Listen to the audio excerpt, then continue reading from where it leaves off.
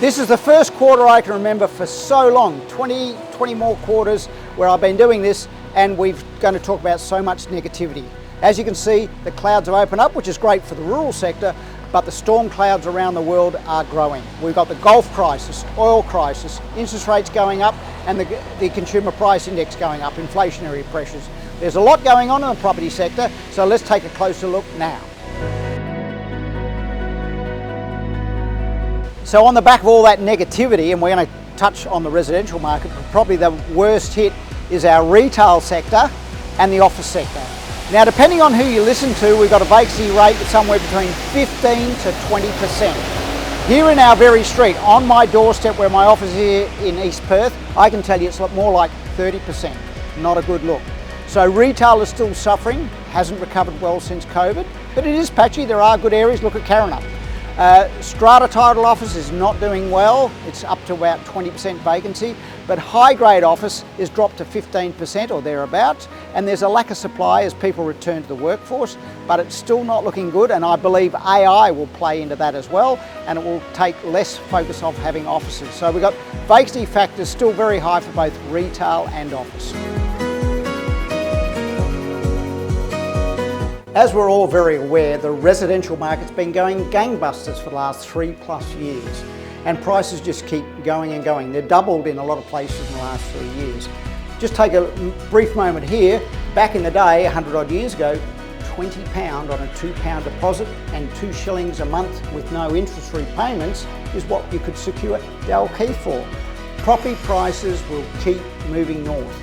We've got a scarcity, but at the moment, we've now seen that we've got 3,000 listings in the market. You go back a few weeks ago, it was 2,500. But to get an equilibrium market, we need 10 to 12,000. With 1,500 people a week coming into our great state, that's about 600 homes every week we need to be replacing. So we've still got a huge gulf between supply and demand, which is not going to go away. But the market will definitely take a slowdown. People will be taking a wait and see attitude. Rather than the fear of missing out, it may be the fear of striking out, and people are hesitant about making a move, and you'll see property staying on the market a bit longer and a slow up rate from there. You've also got on top of that interest rates and inflation that we've talked about, but also people are talking about potentially, and I'm sure they're going to do it in some shape or form, negative gearing and capital gains is going to be played with. So that could actually make some investors move in the market either way. There's a lot happening in the residential market. It's going to slow down, take a breather, and I think that's not a bad thing for the moment.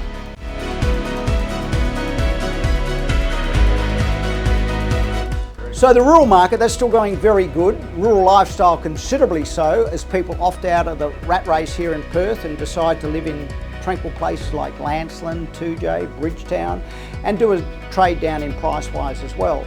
As for the farmers, as we can see, we've got life-giving rain, and we had a bumper harvest last year, but unfortunately, because of this fuel crisis, a lot of farmers won't be putting in their crop or won't be putting in their full seeding program, which is going to have impacts later in the year.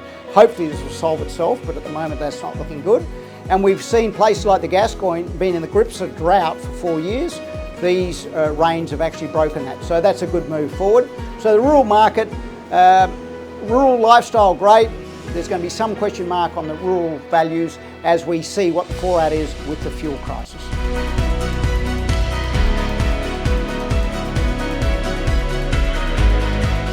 So wow, what a quarter it's been. I've never seen one like it with so much turmoil. Venezuela invaded, the Gulf War, oil prices, 2 interest rate hikes in the first quarter of 26. We had 3 interest rate reductions in 25. Figure that one out. What I see now is there's layers of industrial action. We've got the Pilbara putting down tools, the ABC putting down tools. There's things that are now occurring that are not good for the whole economy and the Perth property market. I tell you what, then we've got the layers of capital gains tax and negative gearing being interfered with as well. What will that do? Look, there's many questions to be answered there, but if you have a dilemma, whether you're looking at buying, selling, or whatever you're doing in the property market, feel free to reach out because it is unusual times we're going into. Thanks, guys.